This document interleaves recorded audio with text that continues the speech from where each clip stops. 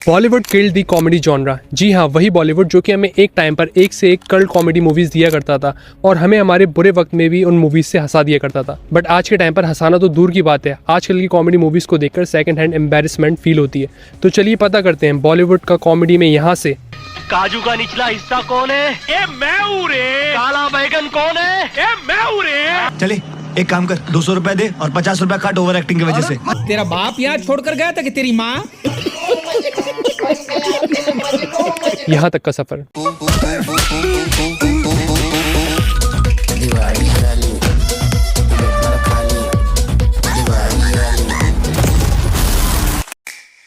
तो चलिए शुरू से शुरू करते हैं। वैसे तो कॉमेडी जॉनरा को बॉलीवुड में स्टार्टिंग से ही वो इज्जत मिली नहीं है और इवन स्टार्टिंग में तो फुल फ्लेज्ड कॉमेडी मूवीज़ बना भी नहीं करती थी।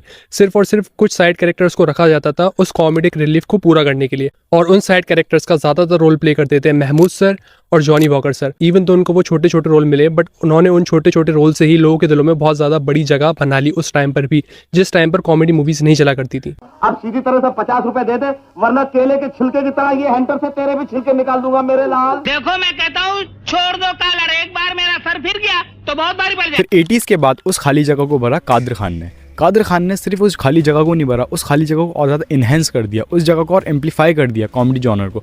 और फिर कादर खान के साथ जोड़ी जमाई दी आइकॉनिक गोविंदा ने। और गोविंदा और कादर खान की जोड़ी के तो क्या चर्चे हैं, उस टाइम पे लेजेंडरी जोड़ी कही जाती थी। तेरे को दहेज में खोखा दूंगा मैं। अपन गुंडा है लेकिन अपने असूल है, अपन के सामने दहेज की बात मत करो। मतलब तू शादी में दहेज नहीं लेगा? लूंगा ना, लेकिन दहेज समझ कर नहीं लूंगा, फिर हफ्ता समझ के लूंगा। क्या आदमी है यार? और हफ्ते के हफ्ते लूंगा, लानत है। और जो भी है। एंड गोविंदा के आने के बाद कॉमेडी जॉनर जिसको उतनी इज्जत नहीं मिलती थी, गोविंदा ने उसको मेन स्ट्रीम बड़े लीड हीरो का जॉनर बना के छोड़ दिया। उसके बाद से ही मेन स्ट्रीम में कॉमेडी मूवीज़ बनने लगी, कॉमेडी मूवीज़ को इज्जत मिली, वो रिकग्नाइजेशन मिली, वो पैसा मिला, बॉक्स ऑफिस सक्सेस मिली, कॉमेडी मूवीज़ और ज़्यादा बनने लगी बिकॉज ऑफ गोविंदा। और गोविंदा ने इतनी आइकॉनिक किस तरीके से बनाई? अपनी डायलॉग डिलीवरी से, अपने बड़े बड़े मोनोलॉग से, अपने टाइमिंग से। सावन की घटा खा खुजा पत्ती पूजा के सो जा, निंटकले पिंटुकले मंटी पे खड़ी ली अंटी बजा रही बार बार घंटी, कुल्ला घुमा के पश्चिम को पलट ले, बहुत हो गया बुटले वटले छलावन क्या, चल तेरे को बाहर छोड़ गया। मुन्नू बेटा ये कहाँ सीखा? पिक्चर में देखा था बाप। गोविंदा ने एक से एक आइकॉनिक मूवीज दी, लाइक हीरो नंबर 1, कुली नंबर 1, आंखें, बड़े मियाँ छोटे मियाँ, राजा बाबू। गोविंदा सिर्फ इस जॉनर में आए नहीं, गोविंदा ने इस जॉनर को अपना बना लिया। लेकिन ये कहना भी थोड़ा सा नाइंसाफी होगी कि सिर्फ गोविंदा ने इस जॉनर को रूल करा। गोविंदा के साथ साथ और भी बहुत महान कॉमेडी एक्टर्स थे इस टाइम पे, लाइक जॉनी लीवर, परेश रावल एंड शक्ति कपूर जैसे आइकॉनिक एक्टर भी इसी टाइम पे अपना कॉमेडिक रन प्ले कर रहे थे। लेकिन गोविंदा के चर्चे अलग ही थे। गोविंदा के चर्चे इस वजह से अलग थे क्योंकि ये जो 80s का टाइम था ना और अर्ली 90s का, इस टाइम पे बॉलीवुड काफ़ी ज़्यादा ही एक ट्रांजिशन फेज में था। बॉलीवुड में कुछ भी मूवीज़ नहीं चल रही थी, लाइक एक्शन नहीं चल रहा था, उससे पहले एक्शन चला करता, उससे पहले अमिताभ बच्चन की एंग्री यंग मैन वाली मूवीज़ चला करती, वो भी नहीं चल रही थी। बॉलीवुड उस वक्त काफ़ी ज़्यादा बी ग्रेड टाइप की मूवीज़ बना रहा था। खान्स के आने से पहले ये वाला फेज था, लेकिन इस फेज को गोविंदा ने बहुत अच्छे से फिल करा। गोविंदा ने लोगों को मजबूर करा अपनी कॉमेडी दिखाने के लिए। गोविंदा ने इतनी ज़्यादा अच्छा काम करा कि लोगों ने उस जॉनर से शिफ्ट लेके कॉमेडी पे आए। तो ये गोविंदा की बहुत ज़्यादा महानता के दर्जे हैं। और गोविंदा ने यहाँ तक कि इतना ज़्यादा ही बॉक्स ऑफिस पे पुल रखा इन मूवीज़ का कि डायरेक्टर्स को कॉन्फिडेंस आया, डायरेक्टर्स के साथ साथ प्रोड्यूसर्स को कॉन्फिडेंस आया कि हम कॉमेडी मूवीज़ में और ज़्यादा इन्वेस्ट कर सकते हैं, हम कॉमेडी मूवीज़ और ज़्यादा बना सकते हैं। और फिर आता है golden era of comedy genre in Bollywood, I mean 2000s। और 2000s की स्टार्टिंग ही बहुत ज़्यादा लेजेंडरी मूवी हेरा फेरी से होती है। जिस तरीके से गोविंदा ने 80s और 90s में बॉलीवुड में कॉमेडी जॉनरा को कैरी करा था, उसी तरीके से कहीं ना कहीं 2000s में अक्षय कुमार ने वो कमान संभाली। बट अक्षय कुमार के साथ साथ हमारे पास 2000s में और भी बहुत सारे टैलेंटेड कॉमेडी एक्टर्स थे, लाइक परेश रावल, जॉनी लीवर, राजपाल यादव, बोमन ईरानी, अरशद वारसी, और इनके अलावा और भी बहुत सारे एक्टर्स थे उस टाइम पर जिन्होंने मिलकर हमें एक से एक कॉमेडी मूवीज़ दी और एक से एक peak childhood memories the. But ऐसा नहीं है कि इनमें से किसी एक पर्टिकुलर एक्टर या फिर कैरेक्टर ने उन मूवीज़ को स्पेशल बनाया। इन सारी मूवीज़ में जो इन लोगों की जोड़ियाँ थी, उन जोड़ियों ने उन मूवीज़ को और उस कॉमेडी को स्पेशल बनाया। लाइक हेरा फेरी में परेश रावल, अक्षय कुमार और सुनील शेट्टी की वो आइकॉनिक ट्रियो, और वेलकम में उदय भाई और मजनू भाई की वो आइकॉनिक जोड़ी, और चुप चुपके में परेश रावल, शाहिद कपूर और राजपाल यादव का वो बहुत ज़्यादा आइकॉनिक ट्रियो। इन सारी मूवीज़ में जो ये जोड़ियाँ थी, उन्होंने ही उस कॉमेडी को बहुत ज़्यादा लेजेंडरी बनाया। अरे मैं लाश लेकर आया हूँ ना। लाश कहाँ से आई? मैंने मारा नहीं, लाश कहाँ से आई? अरे नहीं, ये लाश वो लाश नहीं है रे। तो ये लाश तुम्हारे बाप की है क्या? बाप मर गए। मेरी उंगलियों की रफ्तार तुम्हारे पैरों की रफ्तार से ज्यादा तेज है। इसमें तो नेटवर्क ही नहीं है। इन सारे कैरेक्टर्स का जो साथ में प्रेजेंस निकल के आता था ना, वही हमें हंसाने के लिए मोर देन इनफ होता था। 2000s में कॉमेडी जॉनरा ने पूरी तरीके से डोमिनेट करा बॉलीवुड में। Welcome, Golmaal, Partner, No Entry, Singh is King जैसी मूवीज ने ब्लॉकबस्टर मूवीज से भी ज्यादा कलेक्शन लाके दिया उस टाइम की। और इनके अलावा भी ऐसी बहुत सारी कॉमेडी मूवीज आई जो कि बहुत ज्यादा सक्सेसफुल रही, जैसे कि ढोल, दे दनादन, हलचल, दीवाने हुए पागल। इन सारे मूवीज के वो कैरेक्टर्स और उन कैरेक्टर्स के वो डायलॉग्स और वो कैरेक्टर्स की वो सिचुएशन आज भी हम सोचेंगे ना, और आज भी हम देखेंगे तो हमें उतनी ही हंसी आएगी। जब सब कुछ इतना अच्छा चल रहा था, कॉमेडी अपने पीक पर था, बॉक्स ऑफिस पे भी अच्छा परफॉर्म कर रहा था, लोगों को भी बहुत ज़्यादा पसंद आ रहा था, तो फिर ऐसा क्या हुआ कि आज के टाइम पर इस तरीके की कॉमेडी मूवीज़ नहीं बन पा रही हैं। ऐसा तो नहीं है कि हमारे पास आज के टाइम पे वो एक्टर्स नहीं है, आज के टाइम पे हमारे पास वो एक्टर्स हैं, बट वो राइटिंग नहीं है। 90s और 2000s के टाइम पे हमारे पास कॉमेडी जॉनरा में ऐसे राइटर्स थे जो कि कॉमेडी को सच में एम्बिशियसली देखा करते थे और वो कॉमेडी को बहुत ज़्यादा पैशनेटली लिखा करते थे, ना कि आज के राइटर्स की तरह जो कि कॉमेडी को इंस्टाग्राम मीम्स से, सोशल मीडिया से उठा के छाप देते हैं। राइटर्स लाइक नीरज वोरा, अनीस बाज़मी और प्रियदर्शन ने हमें एक से एक कल्ट कॉमेडी मूवीज़ दी। नीरज वोरा का तो बॉलीवुड कॉमेडी जॉनरा में बहुत ही गहरा इंपैक्ट रहा है। अगर वो नहीं होते तो शायद हमें 2000s में वो कल्ट क्लासिक कॉमेडी मूवीज़ देखने को मिलती नहीं, और बॉलीवुड कॉमेडी जॉनरा में उस लेवल पे कभी पहुंच ही नहीं पाता जिस लेवल पे वो कभी था। नीरज वोरा ने हमें एक से एक मूवीज दी लाइक हेरा फेरी और गोलमाल। अनीस बाज़मी ने भी हमें एक से एक अच्छी कॉमेडी मूवीज दी लाइक नो एंट्री और वेलकम।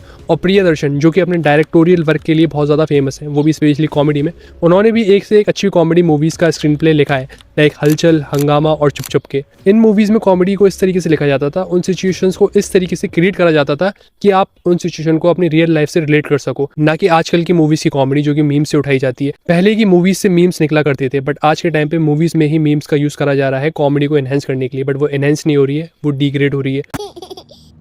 छोटी बच्ची है क्या? आखिर इतना गंदा डाउनफॉल बॉलीवुड में कॉमेडी जॉनरा का कैसे आया? इतने पीक से इतने करे डाउनफॉल पे हम कैसे आए? इस मुकाम पे हम कैसे आए?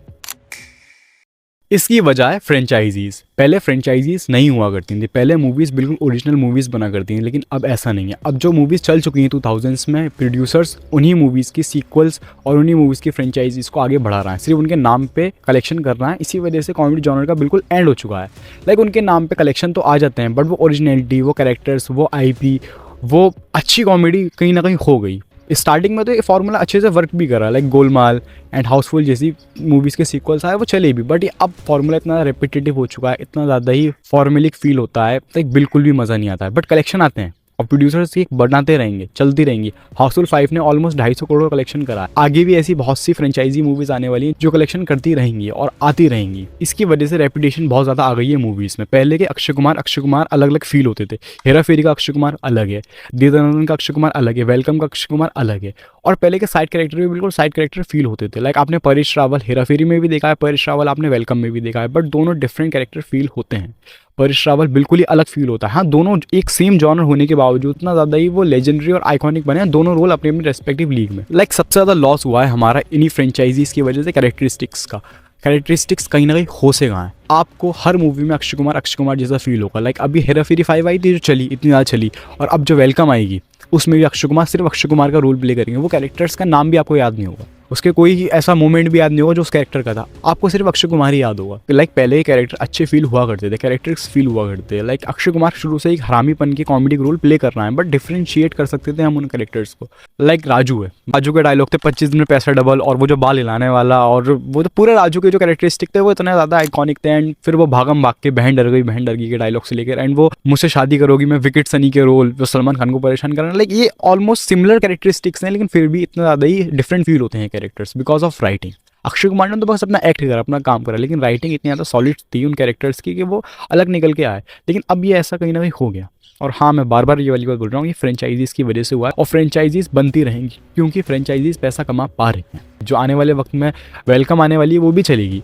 हाउसफुल 5 इतनी चली, हाउसफुल 6 भी आएगी आने वाले वक्त में। हाउसफुल 5 ने 250 करोड़ कलेक्शन करा है, जो कि बहुत अच्छी मूवीज़ 250 करोड़ नहीं कमा पाती हैं। ये मूवीज़ कमा पा रही हैं, फ्रेंचाइजीज़ के दम पे कमा पा रही हैं और बड़ी कास्ट के दम पे कमा पा रही हैं, बट इनकी कोई लाइफ नहीं है। आपने कितने लोगों ने अपने टीवी पे सोच के देखोगे यार हाउसफुल 5 देखता हूँ मैं, कोई नहीं देखेगा। मेरी नज़र में फ्रेंचाइजीज़ का कुछ भी आज के टाइम पे रूल नहीं बचा है।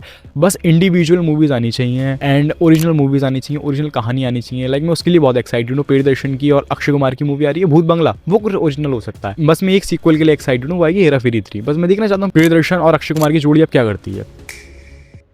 2010s में जब बॉलीवुड अपना कॉमेडी जॉनरा में एसेंस खो रहा था, उसी टाइम पर होता है इंटरनेट का राइज।